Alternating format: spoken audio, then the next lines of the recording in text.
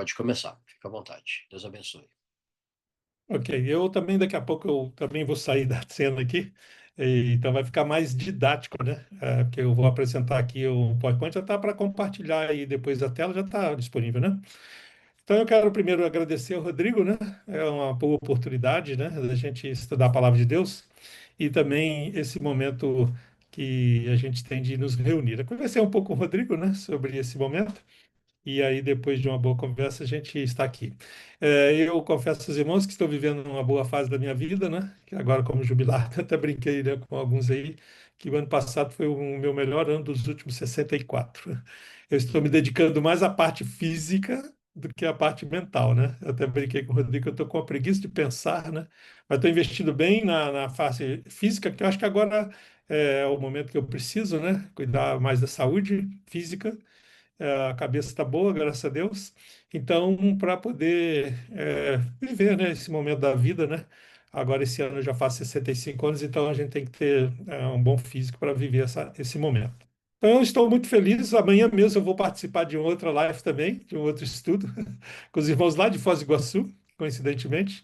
Tenho viajado bastante aí, né? Sempre em uma igreja ou outra. Parece que eu virei departamental novamente. Estou sempre em atividade e viajando muito em Santa Catarina, tem muitos amigos, então a gente também está diversificando bem as pregações. Eu vou compartilhar aqui, irmãos, esse assunto, porque fica mais didático, como eu disse, eu tenho um assunto já pronto, né? Eu acho que o compartilhamento não está ativo. O anfitrião, permite me compartilhar aí, por favor, Rodrigo? Abre para mim. Agora sim, vamos lá. Que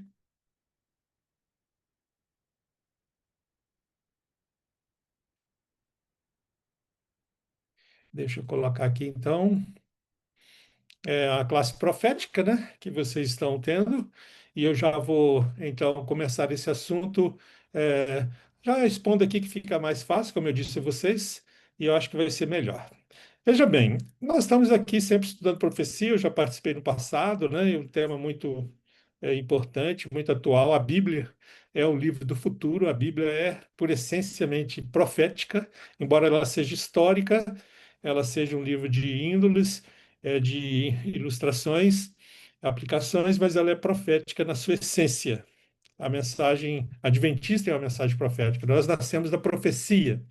E o povo gosta de profecia. Desde a época do apóstolo Paulo, a profecia é estudada, desde a época de Jesus Cristo, né, eles estudavam as profecias, e isto faz bem.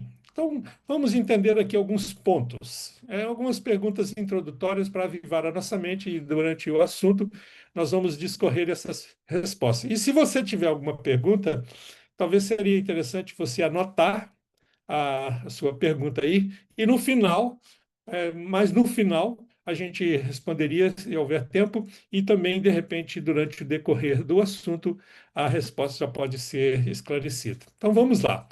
Primeira coisa importante: o que é uma profecia na sua mente? O que você tivesse que responder isso? Pensa aí um pouquinho. O que é uma profecia? Algo que vai acontecer? Logicamente, talvez essa seja a melhor resposta. Por que tem profecia na Bíblia? Por que a Bíblia é um livro profético? Isso é talvez o mais interessante. Talvez esta seja a melhor pergunta desse dia. Quais os tipos de profecia? Nós temos três tipos de profecia que a gente pode entender e eu já vou adiantar daqui a pouquinho. E como aplicar as profecias bíblicas? A gente tem que ter isso em mente, porque está acontecendo, muitos estudiosos e fazem aplicações, às vezes, precipitadas e depois eles entram em contradição. Eu, pelo menos, tenho conversado com algumas pessoas, eu tenho participado de algumas classes, pequenos grupos, né?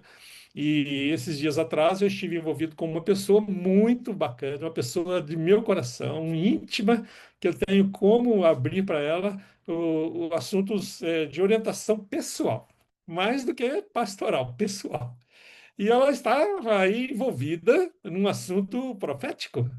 E eu falei: olha, tome cuidado, porque esse caminho é bom, mas onde você está indo é perigoso, você está pisando em terreno minado. E contei para essa pessoa algumas situações de conhecidos dela que sofreram e até, eu diria, se machucaram. Alguns casos até de pessoas que perderam até mesmo a fé. Eu vou dar um exemplo aqui para vocês. Eu entrei para a igreja em 1980, há 46 anos atrás.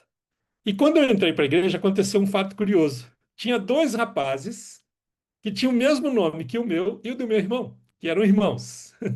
Eu me chamo Geraldo Magela e ele tinha um irmão que chamava Antônio. Olha só que curiosidade. E o meu apelido, eu vou falar aqui para vocês, né? Alguns já até sabem, talvez, lá na minha cidade, na minha casa, no meu bairro, na minha rua, na minha família, é Geraldinho. E o meu irmão é Toninho. E esses dois que saíram da igreja, um chamava Geraldo Magela, que é o meu nome, apelidado de Geraldinho, e o outro Toninho, que também saiu da igreja. E eles eram filhos de uma família muito importante, muito, muito importante da igreja. Aí até brinco, só substituímos os nomes. Nós perdemos um Geraldo e um Antônio e chegou os dois, né? E foi curioso, né? Mas o que que aconteceu com essa família? Aconteceu com essa família um fato que aconteceu nos anos 70. Essa família era um senhor, tinha um comércio de tintas e ele vendeu tudo e foi para o mato morar num lugar bem íngreme, bem longe, ali nas regiões que a gente conhece, eu conheço bem, uma região que só dá para criar cabrito, para vocês terem uma ideia, que não tem como plantar lá nesse lugar, além de ser terra ruim, difícil acesso, porque eles estavam fugindo. Era a época de fugir para o interior. E eu tenho um outro amigo que é um grande amigo até hoje. Ele tem uma agência de carro. Eu faço negócio de carro com ele já aí, olha, há mais de 35 anos. Ele tem uma loja de carro, né? Eu sempre faço negócio de carro com ele, que ele é meu amigo. O pai dele era funcionário funcionário era obreiro da nossa igreja, funcionário da editora, né? E ele saiu também com um grupo para ir para o interior de São Paulo por causa da perseguição. Eles acreditavam que ele ia perseguir. Ele nunca conversou com essa família da minha cidade, mas tomaram a mesma decisão e tomaram uma decisão precipitada e depois, né, deu um caos, eles tiveram que voltar. E essa família lá de Juiz de Fora voltou e esses meus dois amigos, né, eles ficaram tão traumatizados, eles eram adolescentes, que eles saído da igreja por causa disso aí. Mas graças a Deus os irmãos deles estão na igreja, até um irmão é pastor, a outra menina casada com o pastor, a irmã está firme na igreja, acho que já deve ter até falecido. Enfim, porque decisões e de interpretações proféticas, que eles estavam bem intencionados e estavam assim até, de certo ponto, envolvidos e eles interpretaram e tomaram decisões, enfim, é uma coisa muito perigosa. A profecia ela tem esse campo minado aí, a gente tem que ter cuidado. E como que a gente aplica isso? Isso é importante. E qual a profecia da Bíblia? Essa talvez seja o tema desta hora que me deu liberdade, um tema livre de profecia, que é Cristo voltará. Essa é a maior profecia da Bíblia. Já vou responder essa última pergunta. Então vamos lá. A profecia ela se aplica de forma local lá na época, o- para aquele povo, de forma messiânica, que é para Jesus, a vinda de Jesus, e de forma escatológica, que é para os nossos dias. O livro de Apocalipse, para sua essência, ele é escatológico, porque ele só se aplica ao tempo do fim. Mas os profetas, que é o nosso caso hoje, que eu vou estudar à luz de Isaías, ele é um profeta messiânico, porque ele aplica a profecia para Jesus e aplica também para os nossos tempos, escatologicamente falando, e também na sua época de forma local. Vamos então estudar hoje o tema desse nível, com três alentos que a profecia tem que nos dar. Primeiro, e isso é o ponto importante, né? Por que que a profecia é importante? Para nos tranquilizar. A profecia nos tranquiliza, ela arrefece as nossas emoções, ela nos estabiliza emocionalmente, espiritualmente. Por exemplo, hoje eu vi coisas ruins na mídia, a gente tem que acompanhar a notícia, né? A gente fica muito chateado e eu fiquei muito aborrecido, lógico, né? Aí a profecia nos tranquiliza que estamos vivendo o tempo final. Ela nos dá direção, e isso é importante. Você tem para onde ir, você sabe para onde você está indo. Agora mesmo eu fiz o culto pôr do sol e a irmã White fala justamente sobre isso. Nós temos que ter o nosso foco lá na Nova Jerusalém. A gente tem que ter o foco de que nós vamos entrar nas portas das portas da nova cidade, da cidade dourada. Então é isso que nos dá a profecia, ela nos dá direção e também é nos alertar para a gente tomar cuidado, né? E aí que está um assunto que eu falei há pouco, né? Então ela nos alerta. A gente tem que ter um certo cuidado porque o alarmismo ele é perigoso, como o fundamentalismo, né? A gente tem que ter esses ismos aí, eles só têm, em alguns casos, doença. Veja bem, diante disso, a gente pode se valer hoje do livro de Isaías. É um dos livros maravilhosos da Bíblia. Eu acredito que vocês já leram, devem ler e reler. Eu já li centenas de vezes. Esse livro, ele é um livro maravilhoso. Eu, quando vim para a igreja, eu me lembro perfeitamente, eu tinha 18 anos e eu estudava domingo, pela manhã, as matérias que eu ia fazer durante a semana. Fazia as provas, exames e também tinha que fazer pesquisa. Eu selecionava o domingo para estudar. E eu comecei a estudar a Bíblia.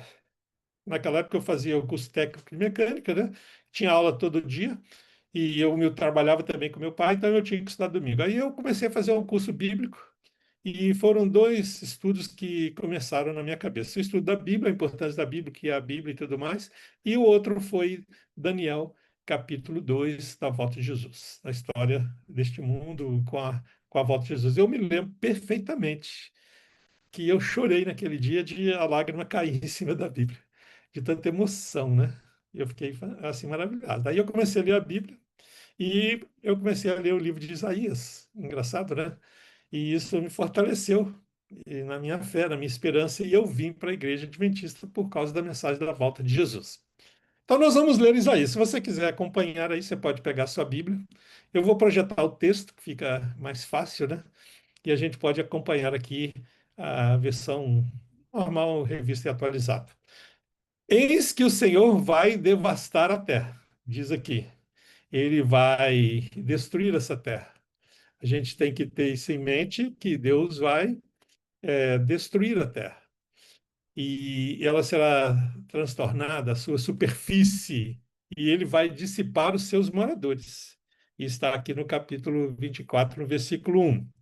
Depois, o versículo 2 diz o seguinte: de todo a terra será esvaziada, e de todo será saqueada. É uma linguagem forte, né? Porque o Senhor pronunciou esta palavra. Então, Deus vai executar e ele está avisando. Esse é o futuro da Terra. Na verdade, a Terra está contaminada por causa dos seus moradores, porquanto transgridem as leis. No versículo 5. E no versículo 6, por isso a maldição consome a terra, e os que habitam nela se tornam culpados. Por isso serão queimados os moradores da terra, e poucos homens restarão. Então a sentença já está dada, e isto é uma profecia escatológica. Embora ela teve uma aplicação local, mas na sua essência, no seu âmbito, na sua amplitude, é para os nossos dias. É isso que vai acontecer, de fato, se a gente crê na Bíblia e se a gente entende isso. Vamos então aqui resumir o que a gente leu. Deus vai entrar em juízo. É uma iniciativa divina. A terra será devastada. Ficou muito claro. Os moradores são culpados. Por quê? Pois eles violam a lei de Deus. E isso em todos os sentidos. E poucos homens restarão. Esse é o resumo da profecia de Isaías. E diante do livro de Isaías, aí você vai entrar em todo o livro de Isaías, ele vai voltar a este assunto, e é o que nós vamos estudar hoje. Então, isso começa ali no capítulo 24 e depois vai até o final do seu estudo do seu livro, que são mais de 60 capítulos. Veja bem, o que que Deus pensa, sente e faz a respeito? Então, nós temos aqui um conceito que eu mesmo escrevi, é minha autoria. Para toda situação que enfrentamos diante da existência humana, Deus é o mesmo. E sua mensagem não se resume apenas em nos ajudar, mas sim resolver essa situação complexa que enfrenta a humanidade. O mundo hoje, o caos está de perna para em todos os aspectos, né? quer seja econômico, quer seja social, quer seja político, quer seja de saúde, quer seja eh, de geologia, enfim. É uma coisa muito complexa, mas que Deus está no controle. E ele vai resolver o assunto. E a volta de Jesus é uma solução para isso. Vamos entender assim. Então, vamos ver o aspecto mais bonito e o mais importante da profecia. A razão de todas as profecias, a volta de Jesus. Essa é a nota tônica das Escrituras Sagradas e a futura razão para a humanidade. Nós temos que entender que a Bíblia é o livro do futuro.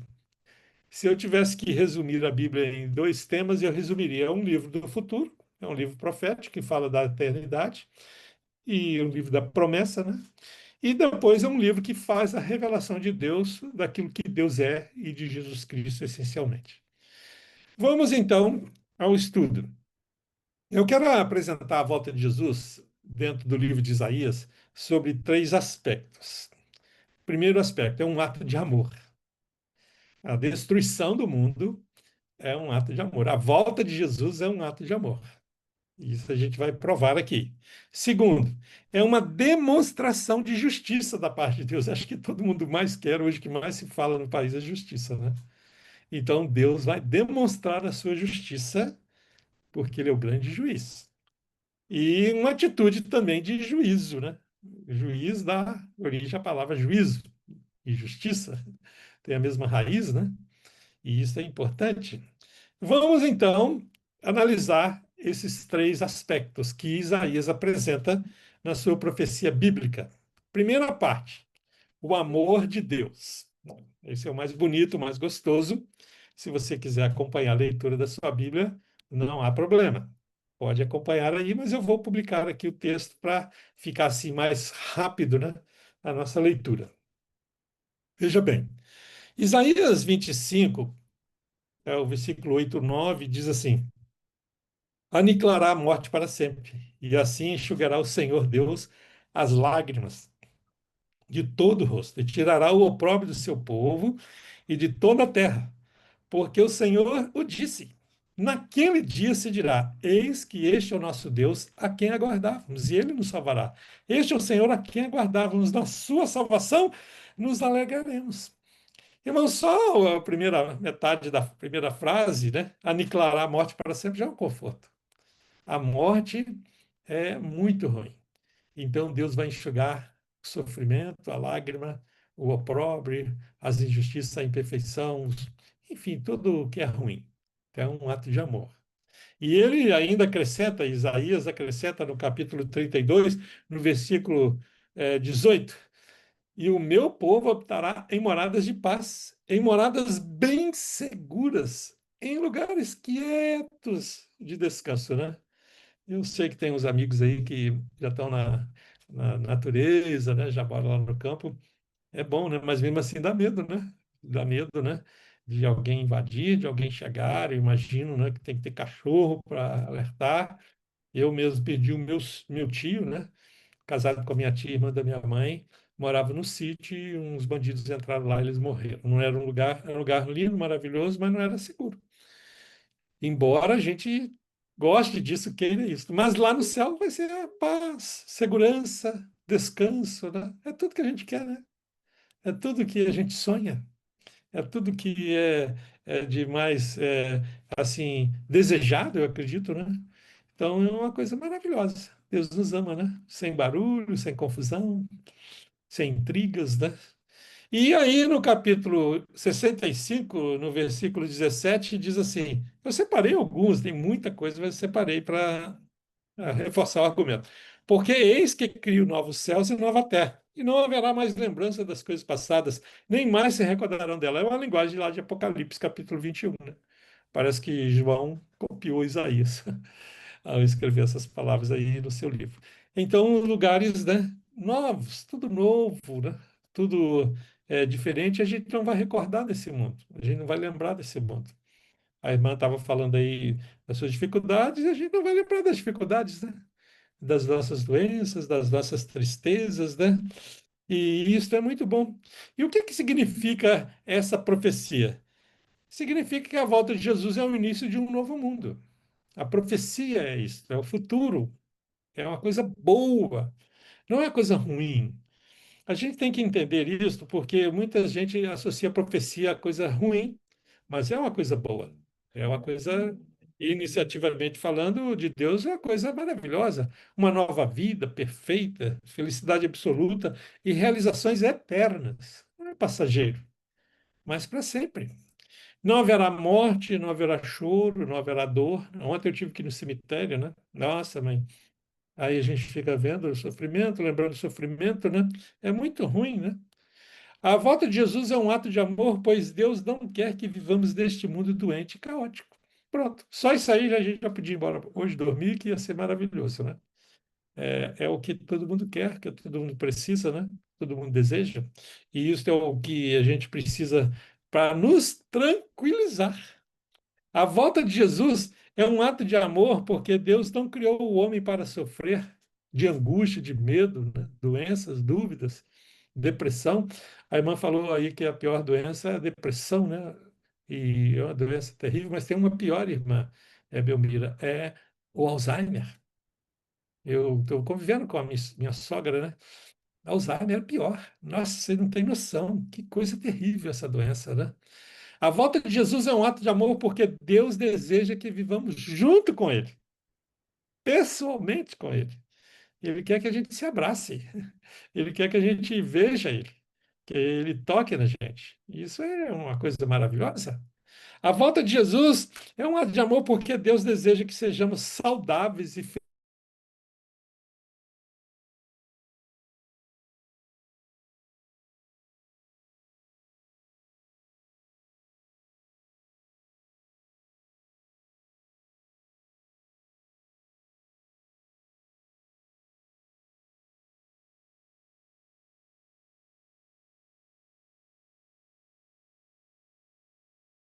sem disque-disque, sem materialismo que corrompe, corrupções e tudo mais. Isso é maravilhoso. Isso é a profecia. E qual deve ser a nossa reação diante disso? E vamos fazer uma aplicação aqui, tá, gente? Qual que deve ser a nossa reação? Primeiro, precisamos acreditar, desejar, almejar, viver à espera da volta de Jesus, porque isso nos faz bem. E um colega pastor me perguntou esses dias atrás, né?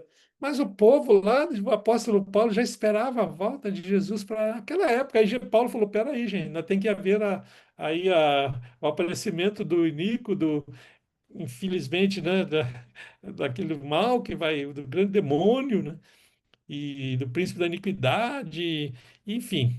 Paulo falou: ó, calma aí, vocês têm que entender um pouco primeiro que ainda não é agora. Eles acreditavam já para aquele dia. Então, ele falou: mas dentro daquela época, a revelação do iníquo, ele falou: ainda vai acontecer.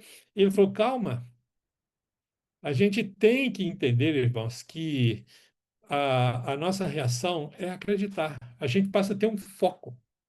A gente passa a ter um objetivo. O seu foco não é aqui, não é a matéria, não é nem mesmo a saúde, né?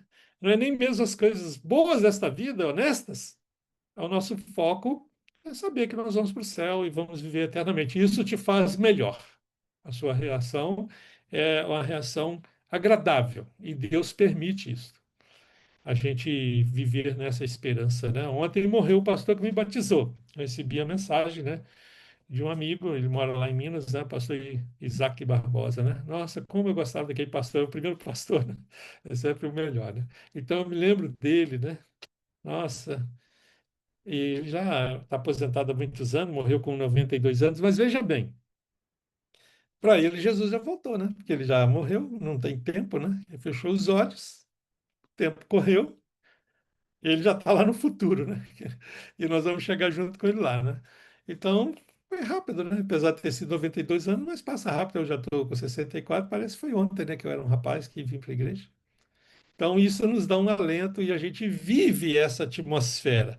E também, gente, a gente tem que entender a volta de Jesus. Aí é que está o X da questão. As pessoas não entendem, né? E ficam assim, eufóricas. A gente entende e a gente ensina. E isso é bom. Estudar aqui, como é gostoso a gente estar estudando, né? E compartilhando com as pessoas. Você serve, você mostra, você explica, você ajuda, você prega, você vive isso. Sua vida passa a ter sentido. Você não está vivendo em busca de dinheiro, né? Você, embora precise de dinheiro, mas a sua essência é compartilhar, e isso é importante, né? Interessante, o que representa a volta de Jesus é um ato de amor da parte de Deus, porque é o complemento da obra iniciada no Calvário. A volta de Jesus é necessária porque evidencia o ato de amor do Senhor Jesus, no Calvário, realizado no Calvário, que é decisivo para aqueles que creem. Então, isso representa o final do início, que foi a morte de Jesus. Então, essa é a mensagem, né? Importante, precisamos querer ir para o céu, tá? Quando você vê isso, você passa a ter o desejo, né? Você passa a ter vontade. A minha mãe sempre falava: só vai para o céu quem quer ir. Quem não quer, não vai. Então você passa a querer ir para o céu. E isso é bom. Quando você quer uma coisa, é importante a gente querer algumas coisas, né? E querer ir para o céu faz parte da sua fé. Você quer isso. As pessoas buscavam Jesus que tinham fé. Então isso é fé. É a gente querer, a gente desejar, a gente almejar, e lutar por isso, a gente se preparar para isso. Isso é importante. Então vamos à segunda parte. Agora é uma parte teológica, né? A justiça de Deus, a demonstração de justiça. Paulo é muito assim teológico nesse aspecto, né? Eu acredito que Paulo não, Isaías, né? Isaías ele é um dos livros mais bonitos da Bíblia. Paulo fala também da justiça, mas Isaías ele apresenta a justiça de Deus, por isso que eu falei Paulo, de uma forma diferente. Ele, ele aplica mais amplamente a justiça de Deus na volta de Jesus, no ato da volta de Jesus. Não só no Calvário, mas também na volta de Jesus. Veja bem, então selecionei alguns textos aí. É Isaías 62, 1 e 2. Se você tiver a Bíblia, pode acompanhar. Por amor de Sião não me calarei, e por amor de Jerusalém não me aquietarei, até que saia a sua justiça como um resplendor, e sua salvação como uma tocha acesa.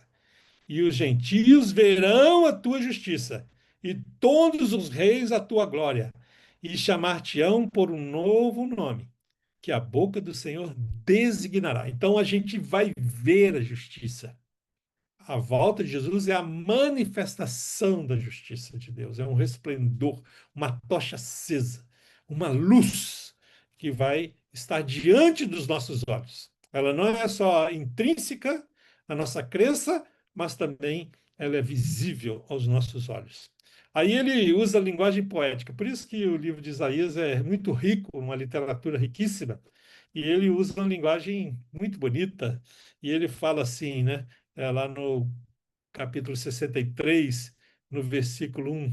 Quem é este que vem de Edom, de Borza, com vestes vivas? Este que é glorioso em sua vestidura, que marcha na plenitude de sua grande força, sou eu, que falo em justiça. Poderoso para salvar. Né? Que legal, né? Que linguagem bonita, né? Que é a volta de Jesus, que vem com vestes vivas de justiça, que é glorioso, né? E isso é maravilhoso, isso é uma linguagem bonita, né? Ele fala que Edom, Bós é a direção que Jesus vem, né? É interessante, ele tem um rumo, né? Ele tem onde ele aparece, né? Do Oriente para o Ocidente, né? E ele depois fala novamente também, aqui diz assim, capítulo 56, versículo 1: Assim diz o Senhor, mantende juízo e fazei justiça, porque a minha salvação está prestes a vir, e a minha justiça prestes a se manifestar. Vocês veem? Então, a volta de Jesus é a manifestação da justiça de Deus. Por quê? Por que que ela é a manifestação da sua justiça? Veja bem, aí é que entra Paulo agora, né? Porque o pecado requer justiça. E ele se manifesta na volta de Jesus, na pessoa de Jesus para os que creem. Quando você chegar no final dos tempos, né, eu não vou estudar isso aqui porque não é o momento, mas você vai passar por aquele momento de angústia, né? Será que eu estou salvo? Será que eu vou para o céu? Será que eu mereço ir para o céu? Isso a gente já sente algumas vezes, né? E a gente ora e isso passa, né? Aí você se sente justificado. Então, quando chegar nos últimos dias, não vai ter mais a intercessão do Espírito Santo, aí você vai ficar com medo, com dúvida, e aí, será que eu estou salvo? Aí quando você olha para Jesus, aí você vai ver a minha justiça. Pronto. Aí você se sente salvo. Quando você olha para Jesus. E a volta de Jesus é a justiça. Quando Jesus voltar, vai ter duas reações. Uns vão se esconder, vão pedir para os botes caírem, e os outros vão olhar e sorrir. Vão poder encarar, né? Vão poder ver. Eu até gosto de fazer um teste, né? Nos encontros de casais que eu faço, eu falo, olha, agora o marido e a mulher vão ficar de frente e um vai olhar para o outro. Então você tem que olhar. Se você olhar no olho da sua mulher, vai acontecer duas coisas. Ou você não está com problema com ela, e se você está com problema com ela, isso vai acabar. Engraçado, né? E é verdade. A gente precisa encarar, né? A gente precisa olhar de frente. Quando a gente olha de frente, você vai ter uma reação de humildade, né? Você vai ter uma reação de reconhecimento e de respeito. Então você vai olhar para Jesus e você vai ser humilde, você vai reconhecer Jesus e vai ver a sua justiça e você vai ficar em paz, porque Ele é o seu Salvador. Somos pecadores, né? E precisamos de justiça. Diante das injustiças, Jesus se apresenta para nós como nosso Salvador. Pronto. Então não é pelos seus méritos, não é pela sua capacidade, mas é pelos méritos de Jesus. E isso é teologia. A volta de Jesus é a salvação plena, absoluta e total. No céu para os anjos, motivo de júbilo, e na terra, motivo de justiça para os pecadores. Então, pronto, está resolvido. O assunto está completo. E aí você tem o direito da eternidade. E isso é uma obra divina, é uma iniciativa divina, é uma obra divina, e esse é o ministério de Deus. É o ministério da salvação da humanidade. A volta de Jesus será o brilho da justiça, iniciada no Calvário e culminada no santuário celestial. A volta de Jesus é um ato celestial de justificação e na terra de salvação. A volta de Jesus é a resposta ao clamor do povo de Deus nos dias que sobrevirão neste mundo. A gente vai querer justiça, né? De tantos problemas e aí Jesus aparece. A volta de Jesus é o resultado da pregação do Evangelho do Senhor Jesus Cristo. Então, é o final e o ponto culminante. Isso é muito bonito, né? A gente precisa relembrar isso. E uma obra de luz, né? Com brilho intenso, com fulgor espetacular, esplendor inimaginável. Uma auréola de luz vai estar em volta de Jesus.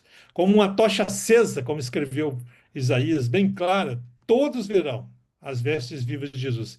E com quem marcha em plenitude e força. E assim é a obra de Jesus. É uma demonstração de justiça, pois nele nos faremos salvos, nele veremos a eternidade e nele entraremos na glória. Então, a volta de Jesus ela vai nos dar esse direito. Ela realmente, ela, Isaías explica que isso é a salvação. Como eu disse, isso nos dá a direção, por quê? A volta de Jesus é o plano da salvação no seu ato auspicioso, completo, absoluto e total. A volta de Jesus é a demonstração de justiça viva, real aos que creem e para os que serão salvos por toda a eternidade de todos os tempos passados. Então, nós vamos nos encontrar ali naquele dia. Quem já morreu há tanto tempo, né? Eu fico imaginando desde Adão, né, até agora, quanta gente, né? A gente vai se encontrar ali. Aqueles que, como eu disse há pouco, né? Quem morreu parece que está na nossa frente, mas a gente alcança eles no momento exato desse dia, né? É engraçado, né? Isso é muito interessante.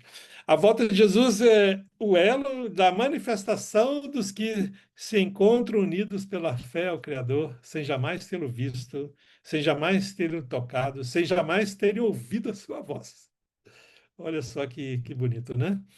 E a volta de Jesus é o ato da justiça do crente embutida em seu Salvador. É aquilo que está em Jesus, né? E isso é o que a gente tem que entender, né?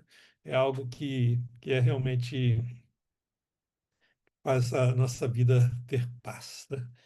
Vamos então para a terceira parte. Essa talvez seja a parte mais dolorosa, ou quem sabe tá difícil, né? A gente tem que ser honesto. Nós não podemos empurrar para debaixo do tapete, né? Ah, da graça, como eu sempre falo, né? A vida, né? E os seus percalços e os seus erros, né? E isso é importante, irmãos. O juízo, né? O juízo de Deus. E Isaías apresenta o juízo de Deus. O que que ele fala lá? Ele diz assim no capítulo 66, versículo 15 e 16: Porque eis que o Senhor virá com fogo, e os seus carros como um torvelinho, para tornar a sua ira em furor, e a sua repreensão em chamas de fogo, porque com fogo e com a sua espada entrará o Senhor em juízo com toda a carne, e os mortos do Senhor serão multiplicados. Mas como é que um Deus de amor vai matar? Isso é uma coisa muito estranha. É um ato estranho de Deus, né? E ele tem o direito, né? Ele é o dono da vida. E ele vai aniquilar mesmo. E o Isaías completa, olha só, a situação não fica fácil, não, fica pior ainda. Eu peguei só alguns textos aqui, mas tem muita coisa. Chegai-vos, nações, para ouvir, e vós escutai. Ouça a terra e a sua plenitude, o mundo e tudo quanto produz, porque a indignação do Senhor está sobre todas as nações e o seu furor sobre todos os exércitos delas. Ele as destruiu totalmente, e entregou-as à matança, e os seus mortos serão arremessados, e dos seus cadáveres subirá o seu mau cheiro, e os montes se derreterão como o seu sangue, e todo o exército do céu se dissolverá, e os céus se enrolarão como um livro, e todo o seu exército cairá, como cai a folha da vide e como cai o figo da figueira, porque a minha espada se embriagou nos céus. Que coisa, né? Uma linguagem forte aqui de Isaías, até difícil, né? A gente imaginar isto, mas é verdade. Naquele dia, o Senhor castigará com a sua dura espada a grande o grande e forte dragão, a serpente veloz, e o dragão, a serpente sinuosa, e matará o dragão que está no mar. Então aí nós podemos perceber as duas bestas do Apocalipse, né? A besta que emerge da terra e a besta que emerge do mar, que é simbolizada pelo demônio, né? Está lá no livro de João, Apocalipse. Então as duas bestas, né, serão aniquiladas nesse dia. E também, esse é o ato de justiça, porque o Senhor se levantará como no Monte Perizim e se irará como no Vale de Beão, para fazer a sua obra, a sua estranha obra, e para executar o seu ato, o seu estranho ato, né? Então, o apóstolo, o profeta, se vale aqui do ato estranho de Deus que o próprio outros profetas usaram, né? É um ato estranho de Deus, a gente não entende isso, né? A gente fica quieto, tá caladinho, pronto, fecha a boca e pronto. O que que você vai fazer? Você vai contra Deus por isso? Você vai se revoltar? Tem pessoas que se revoltam, tem pessoas que não aceitam. Ah, Deus é amor, é paz, mas o próprio Jesus disse que haverá choro e ranger de dente. Ele usou essa expressão 9 vezes, tá? Então, temos que ter isso em mente. Vai haver sim o juízo de Deus e não podemos empurrar isso para debaixo do tapete, como eu já disse, né? Isso serve de quê, irmãos? Olha aí, alerta, né?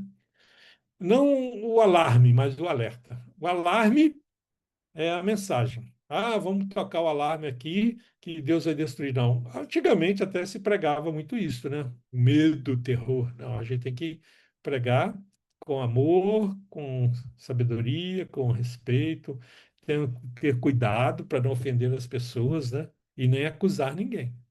Não acuse, por favor. Simplesmente leia o texto da Bíblia e deixe que a pessoa vá interpretar por si mesma. É isso que a gente tem que entender. E a volta de Jesus é o ato estranho de Deus, a destruição da humanidade. O mundo vai acabar por iniciativa divina. Eu sempre falo o seguinte: Deus levou 7 dias para fazer esse mundo. Quantos dias ele precisa para acabar com ele? Eu acho que bem menos de 7, né? Talvez 7 horas. A volta de Jesus é o ato inaudito de Deus, o fim do mundo. Pronto, acabou. Essa é a verdade. A volta de Jesus é o juízo de Deus e a sua sentença, destruição.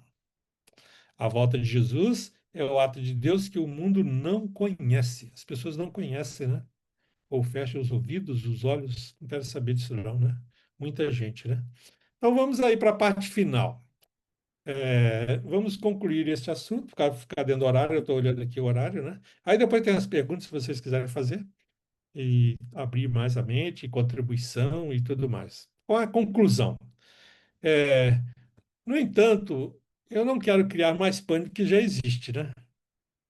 Quantos pânicos existem por aí, né? Talvez você possa se sentir com medo e com vontade de se desconectar. Ou, quem sabe, não vou assistir isso aqui, não, vou fazer outra coisa. Interessante. É uma reação, tá? Isso acontece.